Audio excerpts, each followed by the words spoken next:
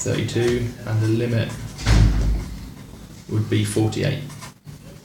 So we'd be saying that the start of its address space is at 32 and the limit is 48. Now, whenever we run this bit of code over here and it asks for 0, what the CPU actually does is to the side is it adds the base. Yeah. So if you're in this slot here, then it will add 032.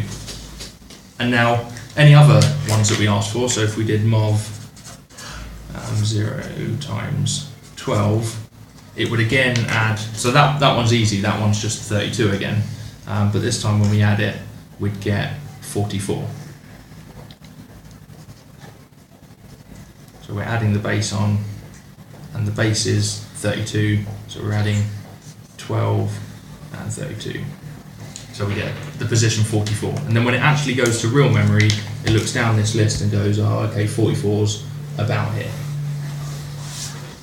Now that means that next time when we run the browser and we put it in here instead, this time the base is going to be set to, I don't know, I'm arbitrarily changing colour here without any thought, so sorry. And the limit instead would be what? 32. Yeah. So this time, when the same code runs, like the code for doing the browser is always the same. When it refers to 0, we add on 16, so we get 16, and when we add on 12, we get 28. So then we get a value in here. Here we get 16, and we get 28. Okay. And that's effectively so that's how address spaces work. So an address space, the address space concept is that we give a process just a 0 to some value, and we use things like the base and the limit registers to allow that address space to be anywhere in the memory without the code breaking because of it. Yeah. So the code, the sort of the social contract between the operating system and the code writer is that the operating system is going to allow you to have anywhere between 0 and some maximum. You write your code that way, and don't worry, we'll handle as the operating system where that actually is in the.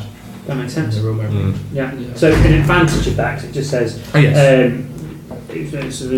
At least one of the benefits of this concept is it means that the program writer doesn't have to worry about its memory allocation. That's done by the OS. Yep. So that's a definite advantage to it. It's for the program writer. It's ease of use, and I guess it also means that it would also be easier for a program writer to write multiple support for different operating systems. So a program that run on multiple operating systems.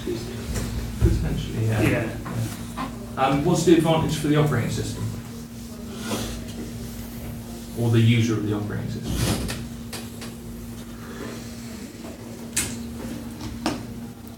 What's the advantage for the operating system?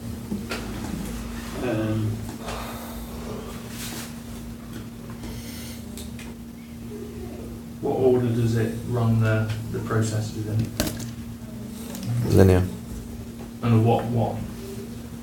Does it have to do them in a certain order? Doesn't have to, but So that's the main benefit. It can now run any processes in any order, which means you can customize it to the user. The user can have the things open that they want open, as opposed to having to have everything open. There was a point in time where I think it was like the IBM 360, OS 360 mainframes, where there were only like 8 programs that ran.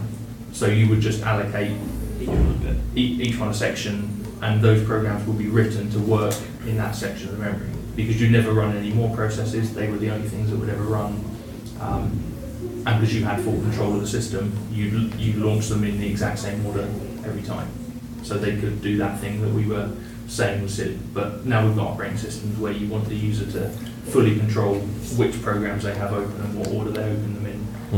Then you've got to have this. Right. So, yeah, I get it. And then this is a final question, and then we'll let you go. I'm sorry, you don't have to draw an image or a diagram. Is you know we went through the other day. We were going through a practice question with yourself and Yvonne. It was a Friday one. It was all one. It was on the Friday. It was on the Friday, and we didn't get to. We answered most of the question apart from one bit, which was network strategies. Okay. What is meant by network strategy? Because we answered the question, we knew we needed LANs, WANs, and a intranet and extranet, but we didn't. I think start off saying what is a network strategy. We haven't done any named network strategies. We mean which bits of the problem would you apply each of those technologies for? We don't just want a list of I've heard of WANs, I've heard of LANs, I've heard of. We've kind of already answered it, haven't we? Oh, right. So okay. I would plan to have a LAN, and that would cover the offices that are at the HQ, and I plan to have a WAN that would cover the HQ and each of the stores. And does that make sense? Yeah, that's fine. Strategies. Like why have you chosen those things, and which bits do they apply to? That's rather than brilliant. That's it. That's it. Brilliant. Cheers. Thanks so much. I think we're all coming on Thursday, definitely anyway. Please do. So similar to this, right? I will come along and answer questions. It might be in front of the board or do those diagrams on the board rather than on paper. It depends who knows how they're there. What time was it again? Sorry, on Thursday? Was that the 10th? Just the normal time. 1 o'clock. No, 1 o'clock. Thursday, Yeah. 11 o'clock on Friday. So you'll be there for both. Yeah, I'll come along to both. Sweet. Okay. I've got them blocked out on the calendar, so I'll just come along to them as if they're a lecture. I'm just not promising to do any lecturing. I will just be there to answer questions. Absolutely. That's fine. I think that's what you need on the stage. Yeah. Cool. Drop me an email if there are any other questions. Brilliant. Thank you ever so much, Ricky. I really appreciate you coming in. Hey, no worries.